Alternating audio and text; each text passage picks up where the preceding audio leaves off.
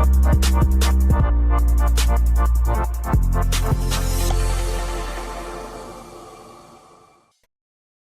Sobat Millennials, apa kabar? Kita ketemu lagi di program spesial IDN Times Ngobrol Seru. Dan kali ini tempatnya spesial karena saya sedang berada di atas kapal penyeberangan Jatra yang dikelola oleh PT ASDP. Ini adalah BUMN yang mengelola seluruh kegiatan penyeberangan dan juga punya banyak kegiatan yang lainnya yang akan saya tanyakan dengan narasumber saya yang spesial juga, Mbak Ira Puspadewi di Rut ASDP. Apa kabar Mbak? Baik. Ini kayaknya ini suasananya agak lain ya? Iya, terakhir kali ketemunya di kantor. Di kantor itu Iya. sebelum pandemi. Iya. Nah, ini We Love Indonesia punya ASDP juga? Yang itu bukan, itu Bukan. punyanya swasta. Punya swasta ya. Jadi ASDP ini mengelola kira-kira berapa penyeberangan sekarang? Kapal. Kapal. Kita sekarang mengelola dengan punya anak perusahaan 222 kapal. 222 seluruh Indonesia ya. Iya. Jadi luar biasa tadi tuh teman-teman, saya sempat dengar Ibu Dirut itu ngomong soal bahwa misalnya ya, karena BUMN ini kan nggak hanya profit aja, tapi juga agent of development. Soal cerita soal Raja Ampat. Iya. Yang pertama kali masuk ke sana tuh Iya. kapan gitu ya? Iya, Udah lama banget ya? 80 sekian ya. Itu kita satu-satunya alat transport laut yang dari pemerintah adalah ASDP. Jadi waktu itu Raja Ampat, kata teman-teman yang sudah berada di sana lebih dulu, adalah masih kecamatan. Kemudian kita menghantarkanlah sampai ke kabupaten dan sekarang jadi seperti yang sekarang ini. Luar biasa ya. Jadi salah satu tujuan utama pariwisata. Nah, pandemik 2,5 tahun ya katanya. Ada yang enggak, sekarang banyak orang bilang sebenarnya harusnya udah selesai, semuanya sudah kembali normal kegiatan. Tetapi kita juga belajar bahwa ternyata variannya berubah-berubah, nambah ya. Artinya kita tetap harus waspada hidup bersama dengan virus. Tapi dampak dari pandemik terhadap bisnis ASDP sendiri gimana? Rasanya semua orang terdampak ya. Nomor satu kan pariwisata pasti nomor satu yang terdampak. Yang kedua, industri yang terdampak adalah industri transportasi, karena kan kita memindahkan orang dari satu titik ke titik lain. Nah, khusus untuk ASDP turun juga, tetapi kita masih membukukan profit. Saya kira di antara BUMN yang bukan penugasan, kami mungkin satu-satunya yang masih bisa membukukan profit, dan secara likuiditas kita juga sehat. Jadi kita waktu pandemi itu kita lakukan stress test, Mbak Uni. Kita mampu hidup gimana nih kalau misalnya kita income-nya 0, which is not 0 ya. Itu kemudian kita tahu bahwa ternyata kita bisa hidup sampai 9 bulan jika pendapatannya 0. Kan nggak banyak perusahaan seperti itu. Nah, itu yang kita jaga. Waktu itu kita ngobrol dengan teman-teman, ayo kita gimana, sikap kita nomor satu, uang itu bukan untuk dihemat, tapi spend wisely. Jadi kita tahu mana yang harus kita keluarkan untuk apa gitu misalnya. Itu jadi soal skala prioritas gitu, itu kita susun. Yang paling sulit tantangannya selama pandemik itu apa buat bisnis ASDP? Yang paling sulit setiap ada PPKM pasti kan turun bisnis, dan di situ saya selalu melihatnya gini ya, pandemi adalah satu musibah buat semuanya, tapi katanya justru di musibah itu ada peluang. Kita harus lihat silver lining-nya apa. Silver lining. Gitu kan. Jadi saat itu kemudian kita jadi harus lebih pandai, lebih cerdas mengelolanya. Satu, kita reprioritize investasi, yang mana yang menghasilkan pendapatan lebih dekat gitu, lebih cepat, itu kita ambil. Terus yang kedua, efisiensi di segala bidang. Nah, ini segala bidang tuh digitalisasi secara agresif. Memang sudah kita mulai sebelum pandemi, pas pandemi kita lebih keras lagi gitu melakukan itu. Hasilnya antara lain biaya operasi dengan pendapatan operasi itu kita makin lama makin turun. Biasanya orang nyebutnya bobo. Terus kita juga belajar lagi, selama ini misalnya teman-teman di kapal itu ditargetnya pendapatan aja. Tapi sekarang sejak pandemi itu kita udah belajar, semua orang mesti tahu namanya EBITDA. Ya masih ada, harus belajar sampai hari ini, tapi tadinya cuma satu sisi pendapatan aja, tapi sekarang udah ngomong EBITDA. Dan ternyata perilaku-perilaku itu membuahkan hasil, di mana tahun 2021 yang kita baru lepas sedikit dari pandemi, kita membuka laba tertinggi sepanjang sejarah buat SDP. Nah kemudian tahun 2022 ini kan skalanya udah mendekati normal gitu ya. Terus kita juga udah punya alat baru, cara bekerja baru yang lebih efisien. Maka kira-kira laba tahun ini bisa mendekati hampir dua kali lipat dari 2021 yang sudah tertinggi itu. Oke. Nah tantangannya kan kemudian gimana kita mempertahankan perilaku yang bagus ini. Orang kadang-kadang karena sudah ini bagus, keren, terus kita nyaman. Nah ini nggak bisa.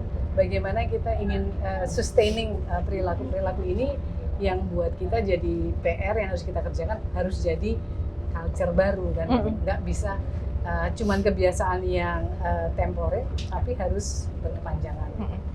Transformasi digital itu salah satu dari 3 agenda utama Indonesia di G20. Kita kebetulan kan November pertengahan ini pas puncaknya ya.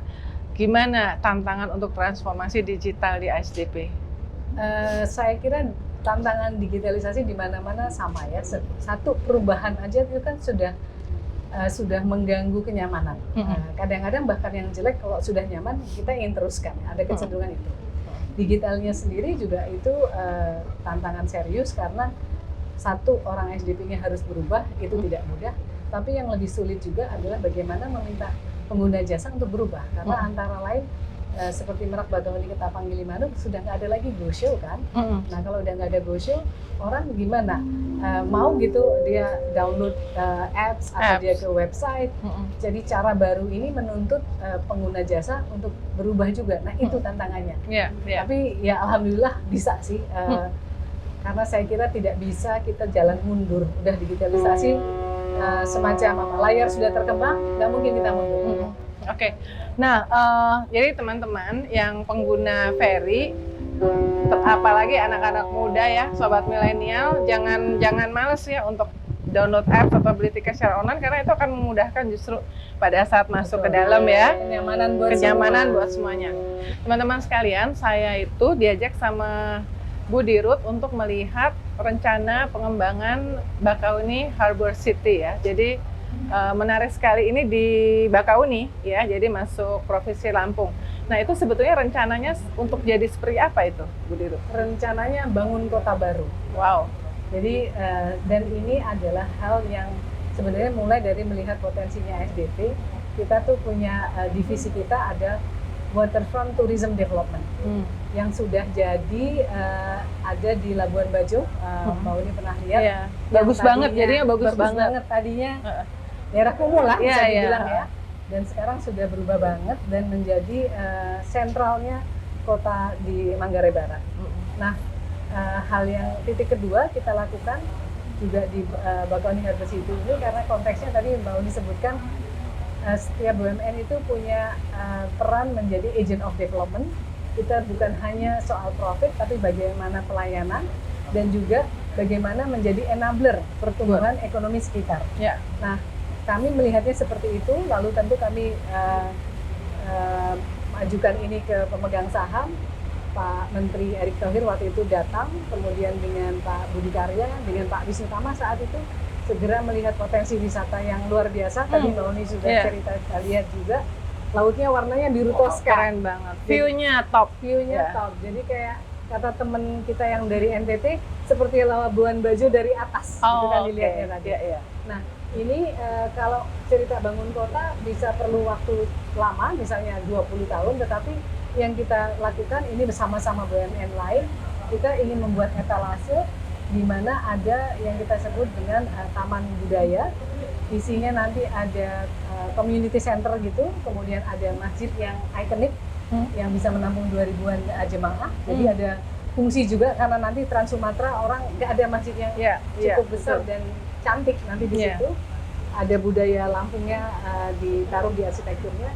Kemudian yang juga keren banget nanti ada Krakatopak.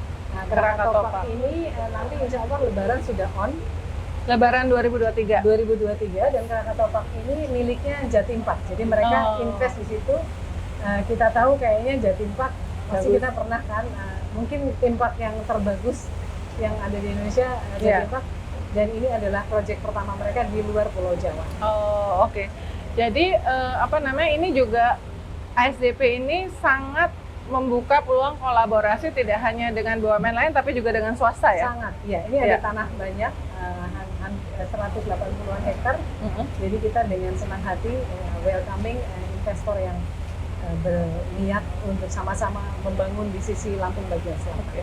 Ke depan kira-kira proporsi pendapatan dari bisnis penyeberangan dengan pendapatan pengembangan dari bisnis propertinya itu kira-kira bagaimana? Gini, kita core bisnisnya adalah masih penyeberangan. Bahkan ketika properti pun yang memegang bukan ASDP tetapi anak perusahaan. Saya melihat proporsinya masih akan sangat besar di penyeberangan karena itu memang DNA-nya kita betul gitu. Tapi eventually nanti akan lebih besar. Saya melihat barangkali nanti mungkin 10-an tahun dari sekarang bisa jadi 30-an% dari properti. Tapi properti ya. Ya. Oke. Selamat kalau gitu. Terima kasih. Terima kasih. Nah, itu Selamat tadi datang obrolan di Bakauheni Urban Ya. City. Jangan lupa kalau yang lebaran nanti nyebrang ya ke Pulau Sumatera lewat penyeberangan dari Merak ke Bakauheni, udah bisa mampir menikmati Bakauheni Harbor City, dan sudah ada Krakatau Park-nya ya. Jadi yang bawa anak tuh biasanya kan habis jalan lama gitu kan, butuh rekreasi meskipun sebentar. Terima kasih teman-teman Sobat Milenial, sampai ketemu di Ngobrol Seru berikutnya.